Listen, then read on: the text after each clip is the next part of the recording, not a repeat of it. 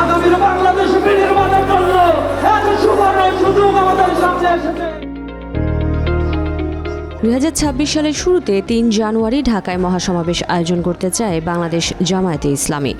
রাজধানীর সোহরাওয়ার্দী উদ্যান অথবা মানিক মিয়া এভিনিউয়ে সমাবেশ আয়োজন করতে এরই মধ্যে কর্তৃপক্ষের কাছে আবেদন করেছে দলটি।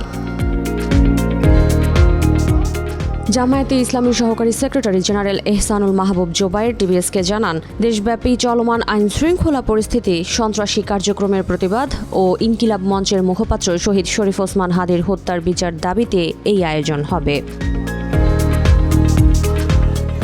এছাড়াও জামায়াতের অন্যান্য নেতৃবৃন্দ জানিয়েছেন, ত্রয়োদশ জাতীয় সংসদ নির্বাচনকে সামনে রেখে লেভেল প্লেয়িং ফিল্ড নিশ্চিত করা এবং মানুষের জানমালের নিরাপত্তা সহ কয়েকটি বিষয় মহাসমাবেশে প্রাধান্য পাবে।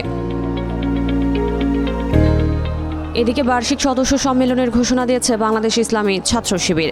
সংগঠনটির অফিস সম্পাদক সিবগাতুল্লাহ সিবগা টিভিএসকে জানায়, আগামী 26 ডিসেম্বর বাংলাদেশ চীন মৈত্রী সম্মেলন কেন্দ্রে এই সম্মেলন অনুষ্ঠিত হবে।